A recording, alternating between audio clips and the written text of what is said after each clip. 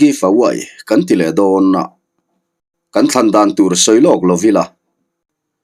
kan thon thu kan video a hian ron lang tamin ron hlut view phon mai ro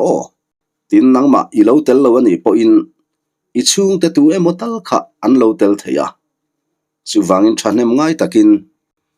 kan thon thu video te hi min lo hlut sak zel don nia sengrang rol bung khatna ziak tu ma chuana ra sel fur pui kho chia in ramlama ti hu nong chiap chuapa in lama om te ni se pon chuak thei heklo lalmol kil te po lal in an kai hlei thei lova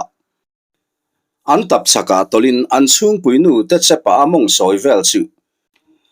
an bai chuan liam vel po lo hol tum lova anin an nui le tut thei chau mai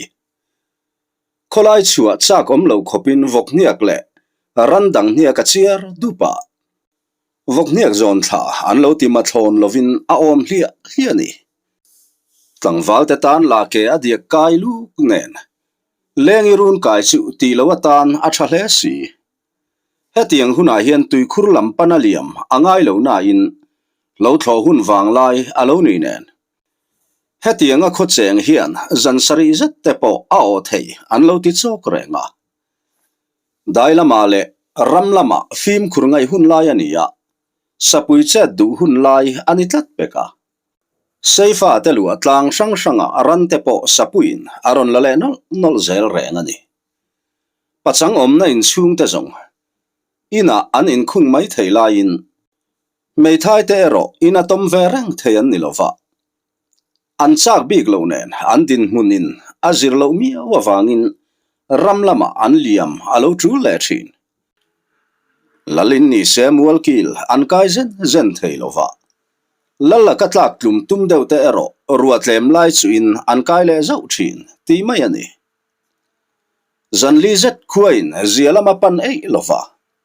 heti lai hian dailung khua in zathum nu fa zet ti tur khua te po engma ti thei om bik heklo mani runa an mong tolani bera in om ning to te kongka an handak chuak le zau ti lo phei chu kholai a reng tu ma mu tur an om lo chun lam chang ni lo zan lam thleng in ruwa asur tluk reng mai si laldar suwa ka poin a chung puinu monga han beng ta in khai zanin zong kamul kil te mel be sei the ni le don lo ve mudlam ma maya tha zoke pangtilum ka nei talo nen chung puinu te pangtilum thak lel po analom ti in alukai chu ameng nu phut maya lalnu siam lia ni la chuan nang pui hi rol thari ni lai ang mai engkim hi iti huam reng maya zolbu kai thei fai nei to hi ti chungin apasal som na chu hre lo zat kiai suk chung si hian mi pa ho hi in ti to lama hi chuan dan thei po in ni lo hi tia khi sukin hote nia mulkil te poin an lalpa an chun to ni om hi tin mutzai an rel zui ta ngal maya zana han reya rualain banzai ala rel chuang lo laldar suwa kamu hil nar bor chu ronau chuak tuarin achung puinu chuan lodom vatin are zui vele maya siam liani amu hil vedon chauti chuan dar suwa ka chu ron thu lolin aron rak le ta chiam mai siam liani chuan ko in asoi noka apasal thanin abual hu vek menga ruai chungai thalo zeta melin lalfanu te pani po anron lang nal thuai mai lalfa pa ero zolbuk lam kai rual ani ve to wangin zolbuk lama ariak to ni afaten ron lan chuan dar suwa ka chuan khai in vathapan mel ve a enge thilom zia alo ti huwa lalnu chuan o nang ma mole irak le chiam zela a hantia dar suwa ka chuan mang thalo ka manga lom mole engma ni lo ve mumang mai me chia hi zong in buai ma te zong ani hi tin mutzai arel zui vele maya hemizan hi chuan eng buai nama antok zui talo khua hanwara rualain banzai re ngarel si lo alati don sawe moti turin alo sur tlua mai si zan lamai chuan kho eng zong ruwa sur ma se anelom deuh pawh niang laldar suwa ka point kholai ruwa sur melkur chungin achung puinu siam lianin ni zan kha engemo iman reng renga nangla imu hil le ngal dai mai sia ifa tere ngan mu hil thei hleinem thil hi ingai ho thei lu tuka a han ti chuan laldar suwa ka chuan khai nang pui hi mangchia mai ka ti kha keilal ro puidar suwa ka hi tuin nge momin han pai thate lulang mo mipa mangchia wanga boi tur ka nilove a han tile tadaya laldar suwa ka hi pasal tharum rut mayania lalfapa ani awangin mi te ngai san hlo takha ani renga a mela lo fuin apiana dik ema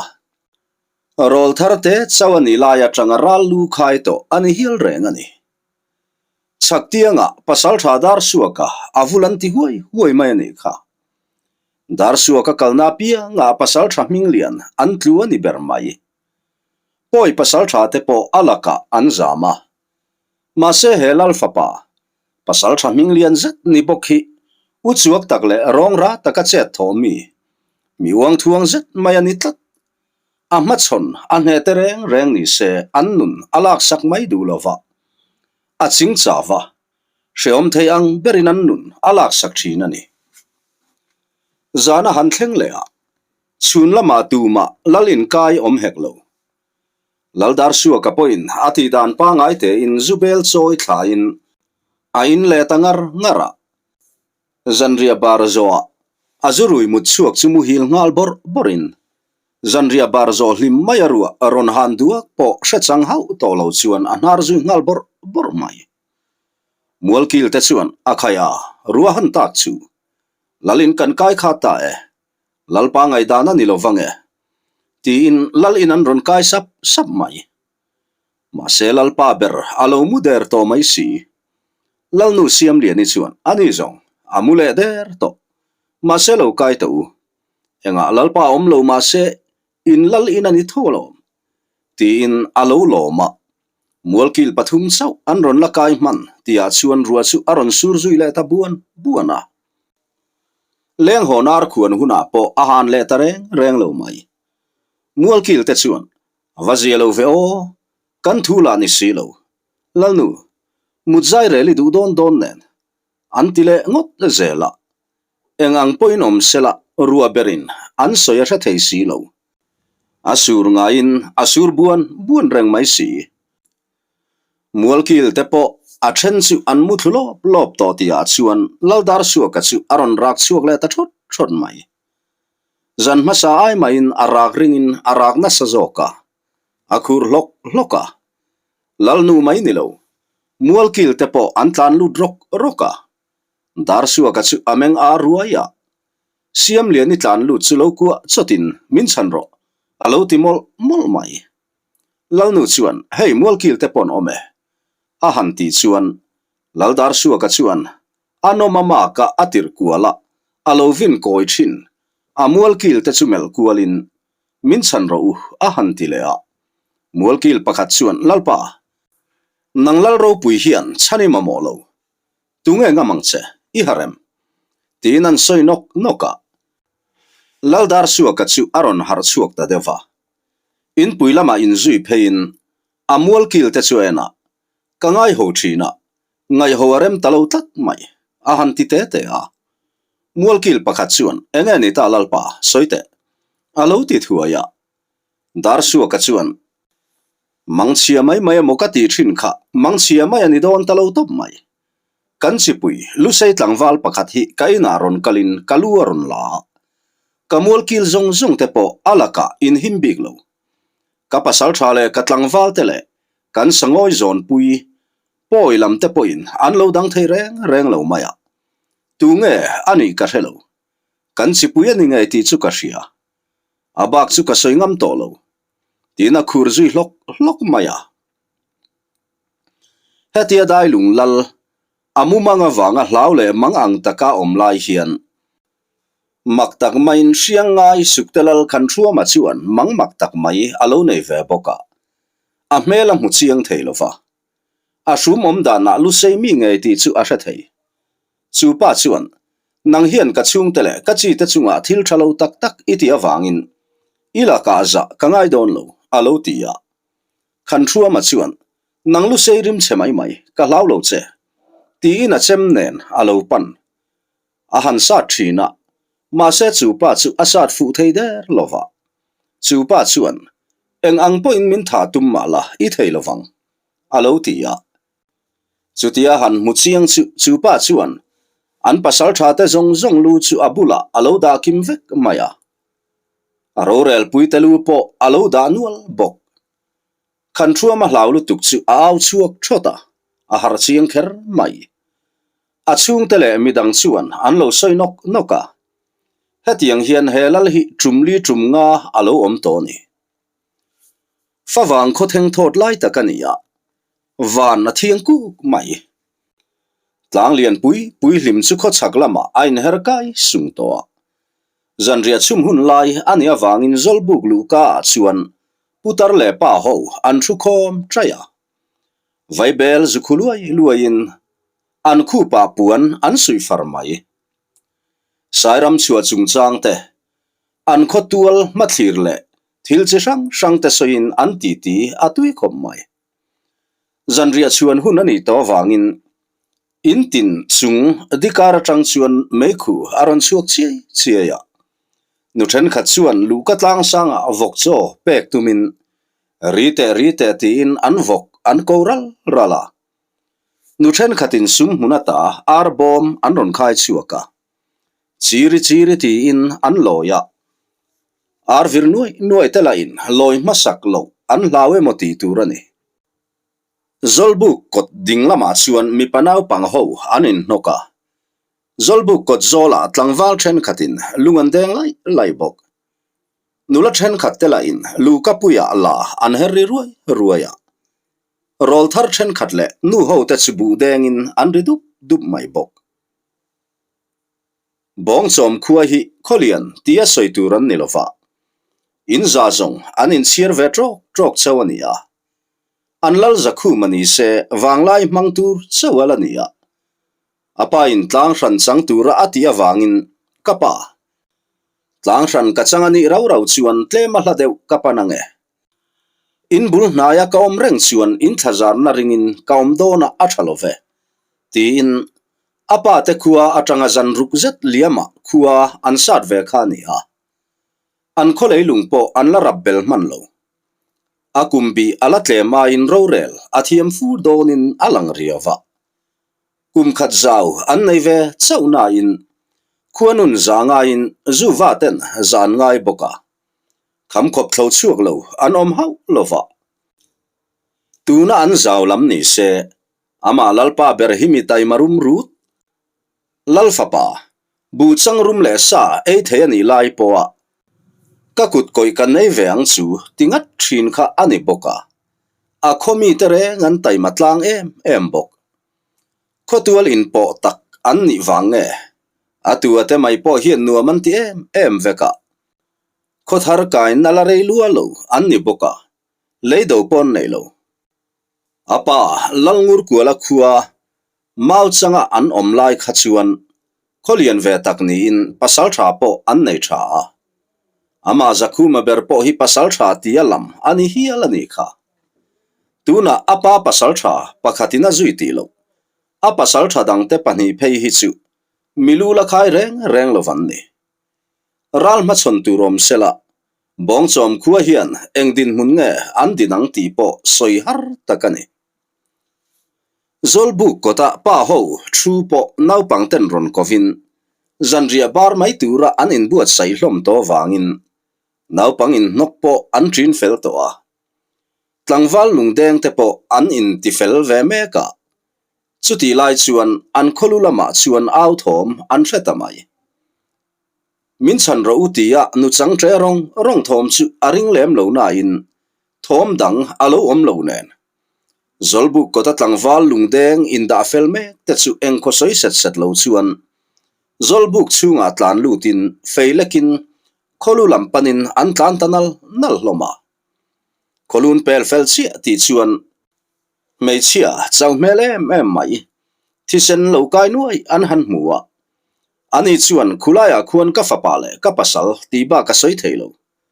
man moro u khonga in ati thei troka a chau ma wang le a ha ma wangin engma avaka soi zui theilo chuti lai chuan pasal tha thang hera chu chengrang nen aron tlana anunga pasal tha kol lu ta po aron lang hal thuaya pasal tha thang hera chuan ngoilok ru khatia tlan liam ngot tura ni love tin chunu chutuya han tula enge thilom zia a han ti chuan chunu chuan ka fapa le ka pasal kan pasal tha ten an hual me kani an ti hlum mayang man moru khonga in a han ti chuan thang hera chuan lalin lama lo va hruai ro ti in an lo tam man boka tlangwal som ni zat tenen an liam ta ngal thuaya thuipon lakal man lo tia chuan thoman hretamai min tha han tumula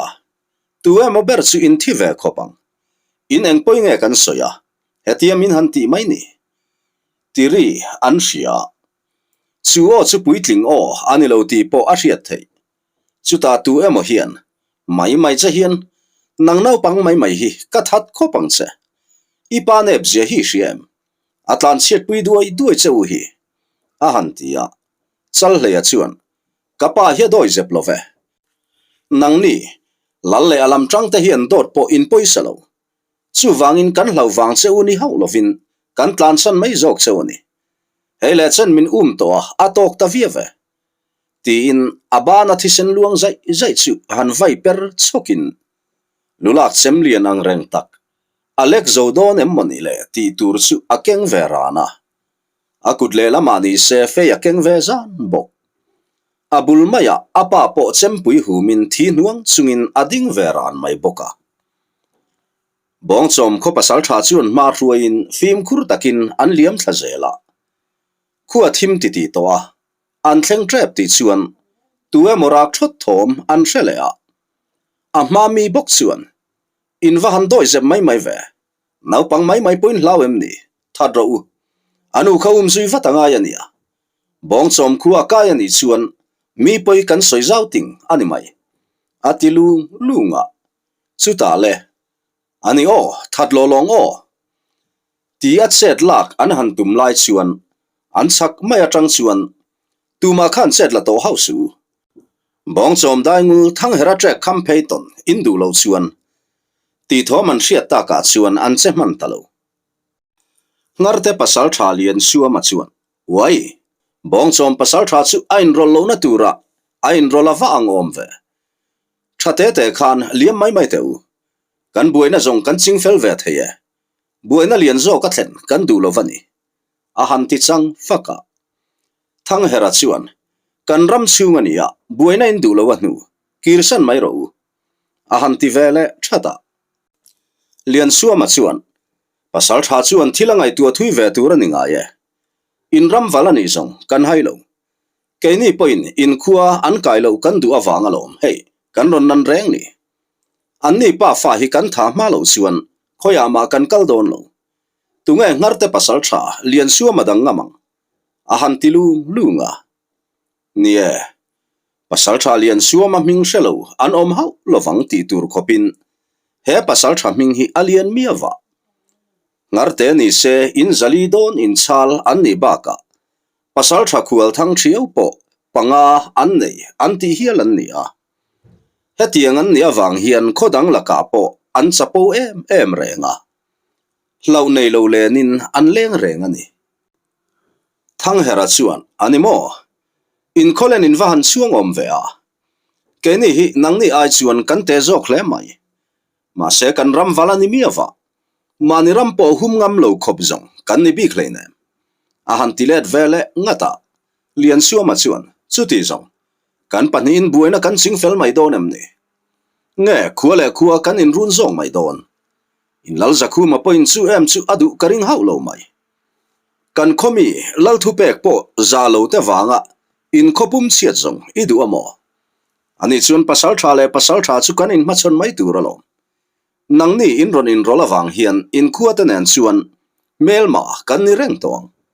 ahan tilu lunga thang hera hian a hlau bik reng reng lo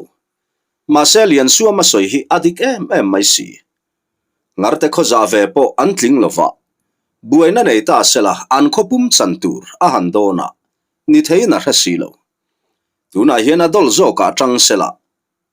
an tran pui tum te ni se an tran pui thei don si lo chuta le niang miang ma se kan pania kan buaina to pro se kami ta khakalti ro tin anau te po anral thuam a han da tira lian suama chuan ni tu ke ma se hemi te pa fa hi tu na nangin ron chan mala kala zong zel don ngarte pasal tha reng reng chuan an zui zel thowang in khuwa reng om tir hau su in khota na poyang ti in chal hleya pa melin zakung liam rang ro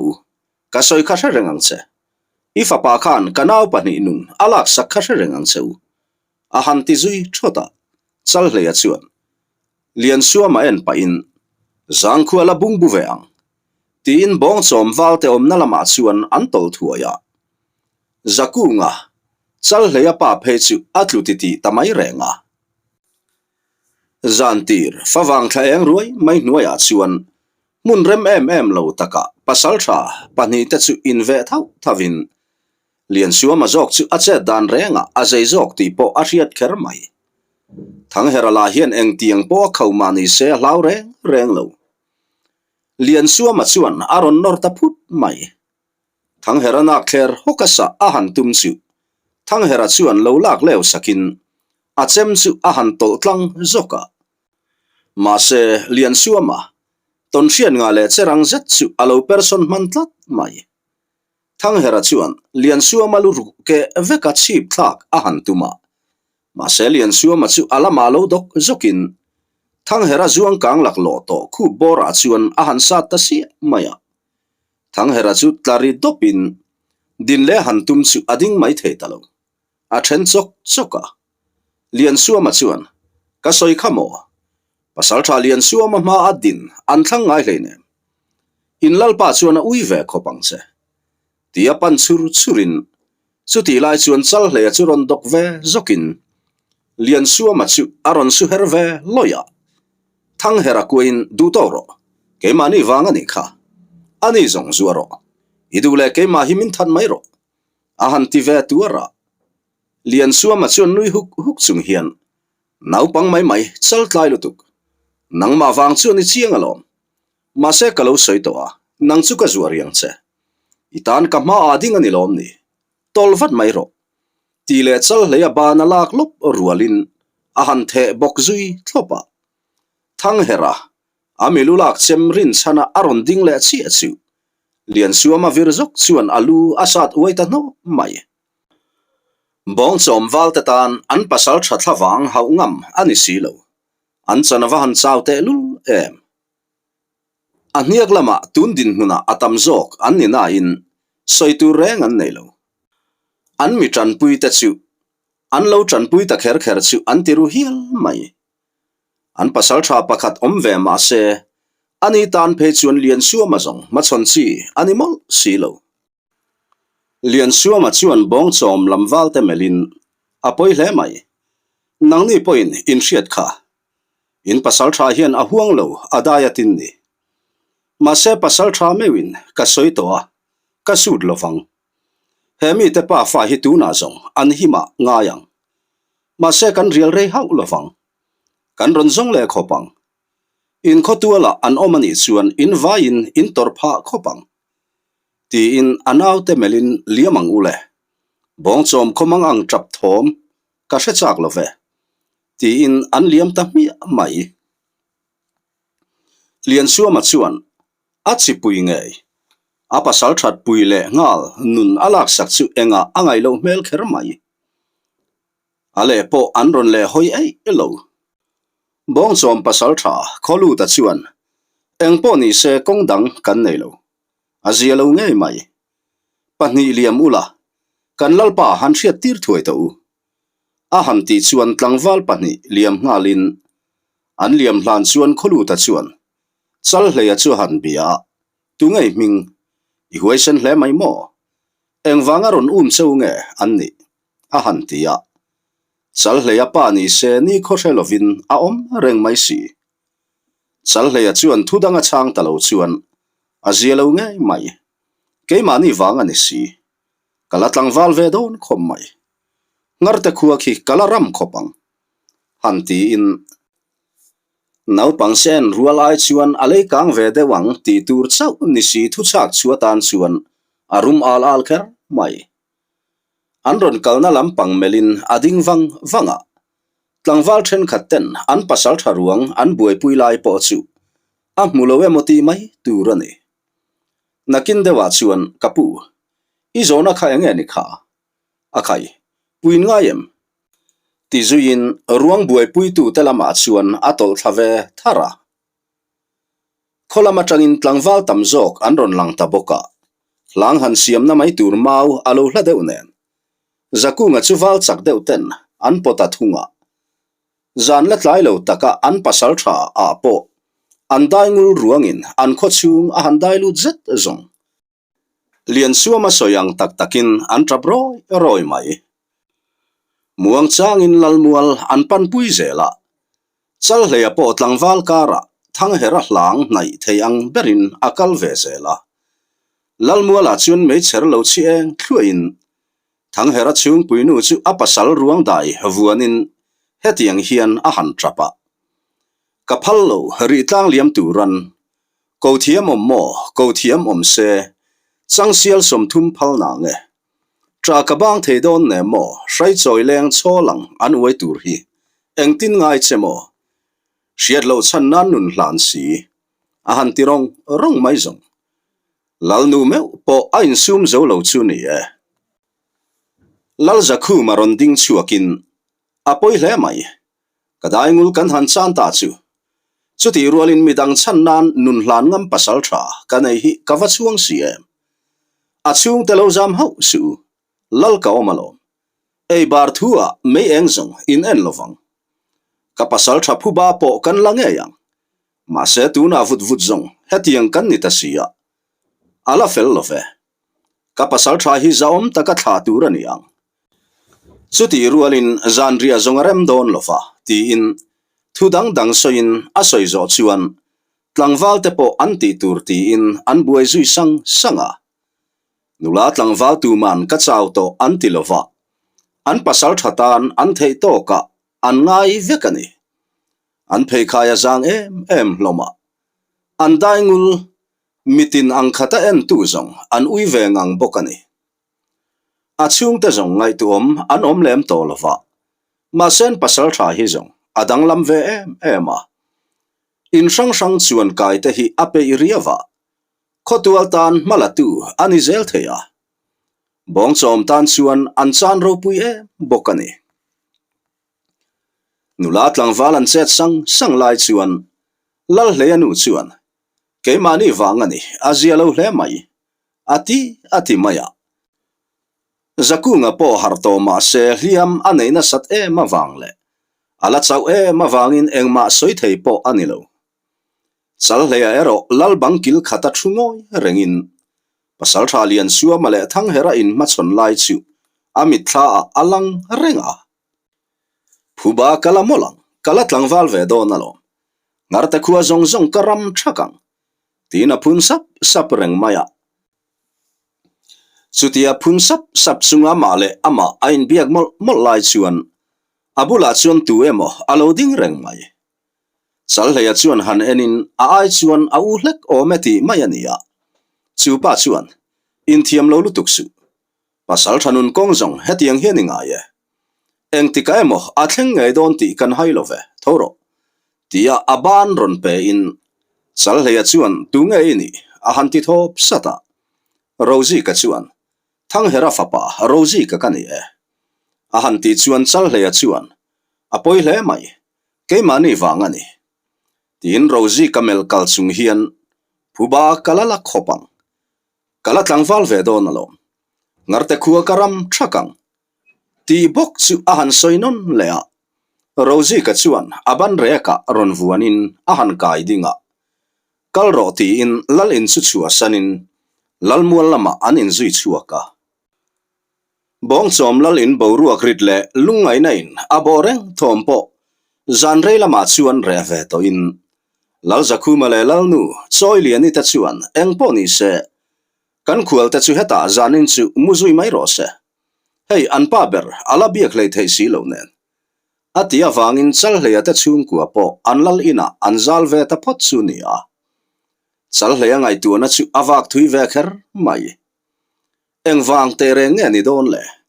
heti ema mi te huat kan ni mai le an poi kan soi ka si lo kapa pasal thani hau lova tu tan nok sak mi ani si lo ti na pa le anu te ti a hriat fo chungai tu in abul maya chaw tong khong zeta nar le ka zel anu lam chu han melin anu atet laya ta to ha le chaw tak chung po alo en kol tu chu aza in alai nat nge mai tuna ni se kong thui tak atlanin antlan ani ber mai khania he khuwa hian an om theyangem nge tu emo ber huat an ni le don apalama han mel lea pasal thalo tak monga neya tamero anei lo ani hi ti tur khopa cher anhalak nat zia khotual soikai ani reng laya engma an nei ve theilo dante varchiana apa achuaka thima chaw taka in ron thlengin chutiang renga hun mang apa hi angai sang ema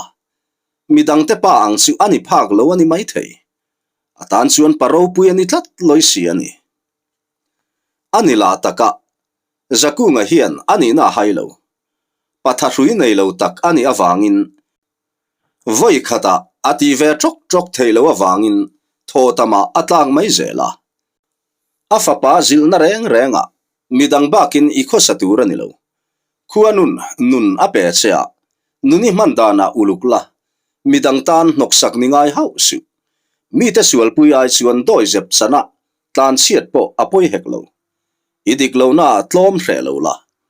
idik na azong lalle mi thafa te za hau tura nilova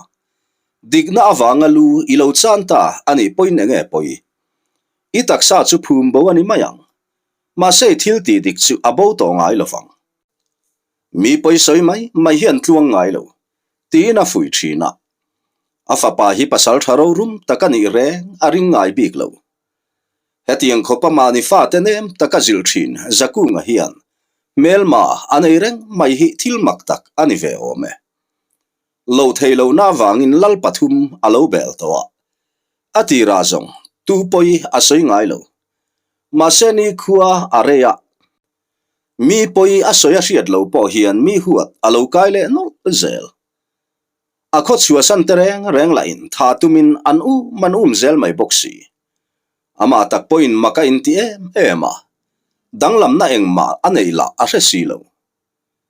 chutia anu le pa angai tu lai chuan rozi ka a han hre chuak thuta rozi ka jong pasal thafa pa nga ni boka apa achan lai po in atuar thiam hle mai tuklowa in ti ema anu emo apa emo chanta sela dama in thi athang ve zo khil ometi tur khopa nu le pa tang bel kha ani reng ani khuan masa hun oma chuan engtin tinemo aching zui ve theita a khua hanwara lalpa soyangin mualkil te po anron lang thuai hloma soitongin bongchom khua hi khotharngang alani awangin pemlut po anla om lova ralla anla ma chon heklo antlang bo hi fu ema tuya thaboka kham choi vel mani se panna mu mal tak a oma tuna andu le beisei ni hau lovin tu tenge ania eng ang chung kwa nge ti po anla hriat chian lo te chuan an khotual an ron pan top mai sia an pasal tha in nun achan pha zuya chuti rualin tu po ni se an khotual pan su eng ang mi po ni se lal zakhu ma hian lo nar ngota tum der lo eng wanga ron kai nge eng wang te renga ron nge ti chian nuwa an khotual om chi a an ngai lo ani chuan thate aliam tir le mai hi aril ruk dan zok ani tlatani lusei lalania achipui tu po narai chuan humzel du mi ani mualkil ten ron kima an khual te po an tho vek to in zaku nga po tu na chuan apa ngai ani mai to an taksa chawle silthem thum chu la re ma su se tluk pui khop hliam an tok em lo boka lal zaku ma chuan ole kamul kil te po an ron kim ta zan lam kan chin zong soingai lovin kan revek hlom boka kan thutuma lut satang tu tenge in nia engwanga ka khua ron pan nge in ni kan chipui lal zinga ni se hriat hlo lo ber kan si eng kim chiang takin min fa teu a han ti dam duama zaku nga chu han thurem devin ala chau mel kher mai mual kil te chuan en thapin tho ka han late te a lalpa keni hian sanchin tha reng soitur kan nei lo mangang takin kan ron tlan lut ve top mai ani ikhuwa hian ompo a thalovang in rem ti chuan ei tur tlema zong min pe ula kan liam le zo kange ani lo chuan ngar te kholam khan ke mani awangin an ron run mayang cheu a han tia nuailam bi na kun nga thuaya lalnu choi liani chuan in thlung ma ta cheu eng kim soi vekro kan tran pui thei cheu ani chuan kan tran puyang cheu ani lo chuan thu ran ni se a han tia zaku nga chung pui nu tlang thangi chuan lalnu nang zong me chei nia iril ru tur po ka hailo ma se eng ma soi lo lo a tha zo kang kanom na pianga buena kan thlen zelani ti in mit tui tla zoin aron soi vele a lal zaku male amual kil te po in han zo zel harsa anti hle mai eng ang tak thuru nge mon nei le chuti lai chuan thang hera chung pui nu chuan lal in aron kai ve nola lal nu chuan kap choli la ni reng che ke ni lam po ron kai kan tum me ka kan lam man rem chang lo ani hi eng tin ngai ron chuat hei zo ka alo ti hu a kap choli chuan soidu ka nei wang ani lalpa enge ma soi ve ka duwa are memo a han ti chuan lal zakhu ma chuan rem tu ke khai mong ta hung la han soi to ka khotual mi tu tan po muna omalo alo ti dam le thapa kap choli chuan lalpa thu toy te ni ka pasal ka sun zo chawani in hailo chuti lain kan khual te hi he khuwa hian om ve turin karon ngan sakani anni la kala behek lova andu le du lo la ka helo pantur an lo nei poni mai thei chuti angan ni chuan an thu ni se aron ti ve top mai engwanga kap choli hian om ron dil sange po ama hian ain thachia biglo lal zakhu ma chuan chulam chu kan thu ni love an mani thu ni zoke hei chin kan lo in zot mek chuni hi a han tia tlang thangi bok chuan kan soi tong khan lalpa min khongai na kan hai lova min lo tuam hlom du ngot po kan lom in pasal tha in nun a chan pha nen ke ni hi hum tlak kan ni lo a han ti le thuaya ma se lal zakhu ma chuan kan chi puin nia pantum in nei lo chuan ka khuwa in om theyang tuna ngar te nen chuan kan lo in rol ve awang po in buena kan nei sa rengalo enga kan hlau bik em cheman lek chuan kan lek ve theya chengrang an ti po in kan ti ve mai theya lo ma se in rem he hlua rem na zon pui kan tum phot turaniang a han ti zo chuan zaku nga churon khule barin lalpa kan chanchin hi chiang takin hria ula kaduni in hriat nu chuan enga ka khuen ron kai ti in min pet chuak du hil mai ome chutiang po ni se kan phulek fangani ti in ake zung pui ti trialin ake pha a han kum le hlau lava chuti lai la in an lo en thap mai si abul maya tuisik an chop chu han lem duakin ole kan chanchin tle ma zong ka han soyange ke hi chak lu sei chi la om te zinga lal khon bol fapa kan thina ke ni om na hi run lui chak sei pui khur pialam dai ani awangin kan si pui ten min thlang tlak san zela ke ni po kan tum ve renga ma se kan lalpa ber adam than mai theilo awangin kan man mo theilo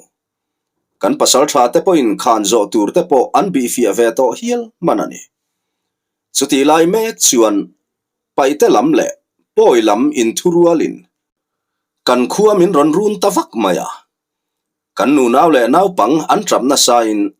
kan khotuala chuan kan lo tang na sa ema nileng in kan in sama ni hrim mai kan kholai reng chu ruangin akhat ze zui maya keni lam la tlom ngot kan du si lo chu tiang in min ron run tu te lam la an tam zo ka wang le hriam nei tha zawk an ni awangin an tang na samai sia ti in akut chu akhur dara a soilai ngot poina mela reng an tur na sa hle ti po a riat thei zana han thlen meu chuan keni lam chu tlom du lo eng ang mai la min tam hne khernen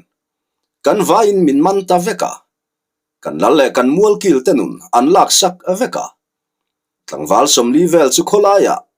set saya min chain min ti hlum du mai si lo ti in atak sa mun thren khata ser om thlia thua te chu set saya an chaina wanga serani soilo ma se a riat mai thei a soilai mek chuan amit ron sen rumin akuta hum ruwa khatianga minun rong ho kha chu tha vek ka du asin aron ti chuak lola muang changa kunin tuya han lemle khola vaibel chuna fe a han fo vakin an che dan kha soipo in arab thak tak zetani ka mulai ngein kanu le pa tarte te in zangai tura an ngen lom po khan zangai chu soilo kholaya ka pa nukin an chai hlum thaka kanulu an tan sak bok ama da ya tang to in poilam hian in omna chua san ro min lo ti thin ani ome ma se kal mai thei kan ni bik si lo azong zong chuan soilo mayang soingot po hreome ke hi pasal tha kani lova tlangwal zinga po thachak kani heklo ti chuan an tha bang tlangwal ta chu poilam le paite lam chuan in zain min sema salamin kaya kan khua halin an ram zui ta thaka triau kan ron kan don hi chuan poi khua an din to ni ome a han ti chuan mual kil te chu an lo chek tlak mai zaku nga chuan paite lam salamin hruaya konglaka kut kan tur na sa emema paite khua kan lu lai po ke chuan ka hremu mal lo lalpa paite le poi lam ten khatiang takamin handiriam kha ana katingoi ngoya ma se chu ai po ana kati jok chu khang zinga khan kan chipui an tel venual mai khani engtin nge mani chipui te khatiang taka an ti thei ti hi voin thlengin makkalati paite sal ni ta chu an tong kathiam thuaya poilam tong ni se kathiam sa alo ni vezel nen maktak main paite lalpa chuan kachipui an salman te chu kuthak tur te in minti ta thina keilain kanun po ladon ula kathak lofang kapoyan soilo kati lai chuan lalpa chuan ichipui midang po in antizela lom ti in anu loka asoi ang chi in kan chipui tlangwal te chuan minron tham ta pop mai thin ani chu avana em hunaliam zela chutiang ngot zong afel lo ti in kan khotuala khan kanu le pa tenun an lak lai ka muwa ka farnu te pani reng ka mulo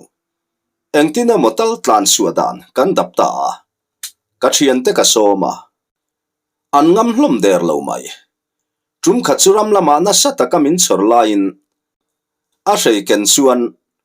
min veng tu paite pasal thabeka chuan ka chek ta ni kha ka thurual puite ni se an tlan chengam ta silo mani in kaliam tangota liam lo theila kanilo anua min zon line ka thang ruama an om line lungkalum tawaka an lalfapa ka zuk deng fu ta hlawani om kha chuta tang chuan triau chaklama zong katan mun a om lawani ta bermai tin tho ka han la te a tlangau pa in zu aron pek chu uluk om fe a han la in mela thin rim na lo lang chuak chu arap thak hial zokani a han room le data akut pani chunuai nokin lalpa thilo waruangin triau karon kana kan sipui khuwa ka kaina masabera tho khatlai chu min du sakin laina takin min en kola ni e chal hleyanu nen kan in ton na po ni e ma se hun re ani lo chal hleyanu an khotual nula mel tha an chuan vorber mai Kei chaka tanga liam ve chawin ka han nei ta chu min lom puyan om lain min lo ho em an lo om zui le nie khang pai te le poi tenen khan an lo in thurual ze la niang chu khuwa ta chu ka tlan chu angai le ta ka kong hi awa re om big em khuanu po ka dem hialani ka chung puinu po kalsan maya that zo karing hiala ma se chal hleyanu hian min ngai na tak zeta min zui ve ta ni hi chu ta tang chuan ral tri reng in dam kan chiar ani tak ber hi ko sang kan kai na renga kan tan mi hlau om an lo om zel mai sia ato pa zong ngar te khuwa kan po hlola kum ni kan om man ma se mak tak main kan la ka that chua tu te khan kan nun lak an tum le ta sia engwange kan hre hau lo mai a han ti zui zet chu an va han lai na te reng em mualkil pakhat chuan ngar te khuwa chu alian fu maya an pasal tha te po an thom aring le bok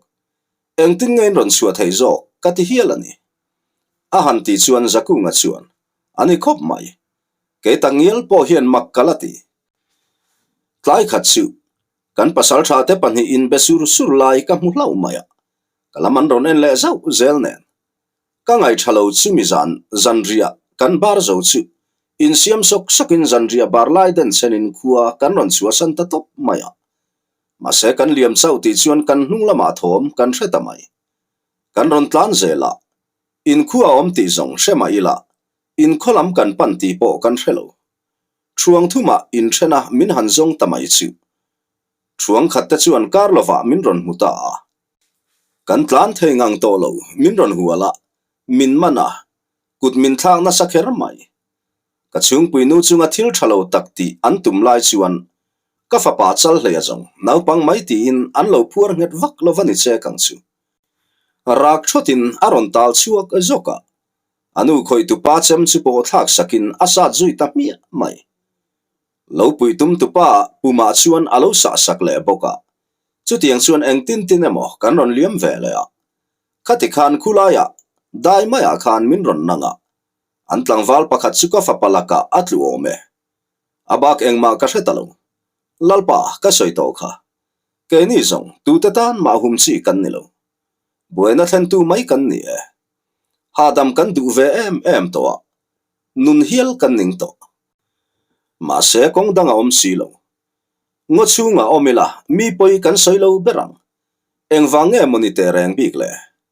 mi poi soi kan du lo vasin min huat ema kan nun hial la kan du ni a han ti chuan soi kim lo te ma se a soya changot po in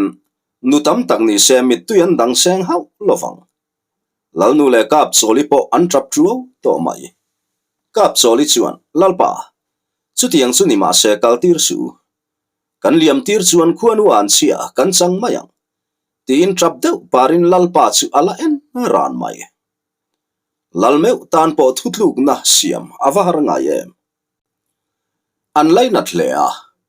a khua in ben bel tir ngot sela zaku nga soyang khan buena in au miau si khoding thar pasal tha khaule khual thang kol ve reng lo an kol berni se mual liam to si chu tiang tan buena thlen tu tur lo hum chu tu khua tan po ngam ru la ni si lo liam tir mai don sela ni theingang in an hre si lo eng po ni se kamual kil tenen kan soi howang kap choli te in lama lova phei to a han ti chuan zaku nga chuan lalpa kan laka in thanna kan lom mani chu wangin kan liama thaber mai a han ti le chuan lalpa chuan eng po ni se ka soyang khan lova liam phut mai teu ngarte laman ron lang don ani po in voina zong an ron kai top bik lovang a han ti chuan lalnu po in ni lova om lok mai ro re ani lovang ti in an in zui liam ta zakunga le achung puinu chuan kap choli chu bia in engwanga khatia ron ti nge mo ini le kan soi to kha buena kan thlen na sadon chewania ngarte pasal tha te kha an ngoi mai don lo an lal sual zia so in reve hau lovang lo ngai reng ro do tin ania min ron pu dai don ni tuna an huat ber ni ta chu ka fapa hini berin alang to boxi nang matan le ifa te tan po kan om hi athalo vasin a han tia kap choli la chuan kan thu ni love kan lalten an ngai tu don kha an thu zo mula thani mai ka pasal hi nang ni awanga nun chana ngai reng reng su pasal tha ta chuan hetiang hi an ma chon vek tur ani ngai mi pa nia zaom takin nuna chana lom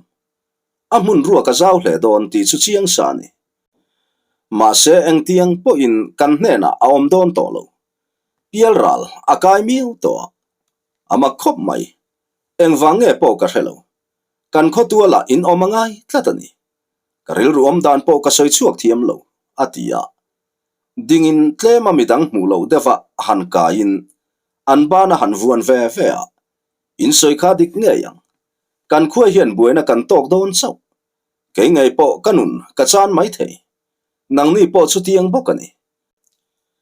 ma se eng tika emo in mel ma te in ne hun aom don tlatani ka ngai tu na le ka du thu sam mai ani chuan kan lalten kan kho tuala in om an rem ti hek lovang tia hrilin anin lampanin anin zui ta zela kap choli te in marloya chuan mi panaw pang rual khat lo omin rozi kale chal hleya po an lo oma rozi ka thian te chuan an lo kil traya chal hleya la engte vak soi lo chuan alo thungoi ran mai pakhat chuan kan zo na chui hrelo em ni a han tilang langa rozi ka chuan zo zo chu a hrelo ani mai alom in tan hriat tur po om lo chu a han tia an zinga lian ber chuan mi khual te te kan zo na chu chan ve mai tur alom ivalulu lom ve nang mani wangin rozi ka pa po in nuna chan kha atia ding hlua in chal hleya chu aron beng chora chal hleya chuan eng tin ma lati lo chuan kutin thak te ngot chu thangai lo wania ati du lek fanga rozi ka chuan iwa han ti mak ve a enga kuti thak te ngot ni khatin mi ti mai mai tur ani hleinem a han ti lai chuan chal hleya chuan atoke apoi hleinem ana love alung oina ni chuan a thareng mai alo ti sam eta ma se do vela thin arim zual sau mai si eng tin mo ana lo itiem ni kha aya na in kabeng ang cheo ti aron pana chal hleya lama akut aron lek zok chu chal hleya chu lo kunin chu pa lama chuan ron na in chu pa nak ne ma tak chuan a han nek nek mai chu pa chu tho hoka leichara avial tangol ngola anrik tak lai laya chuan puitling lam te ron langin do vela po aron thova apum dom trau chuan an liam ta hloma do vela khatu man an thiam lova bong chom khotuala hian tuma mani fa te chan ngot ching an om heklo chal hlele rozi ka te na chuan lut zuin kil khata an ti ti du na rozi ka chuan ke chu ka pa kha pasal tha ania pasal tha ka ni ve don khom mai ka pa lu tan tu lu kha ka tan ve khopang nang enge ni tum ve a han ti chuan chal hleya chuan ke zong hetiang hi kan isia eng maril rumu malpo ka pu theilo kho then khata chuan mi a ang maya min fiam tum te po an om nang chia min kom du kala tongani a han ti chuan rozi ka chuan a thani mai alom kan khua in omanga kanin kom reng zel don nia ti in rozi ka chu alim phian mai chal hleya ro lim mel apu han chuang lo chun zom zel tur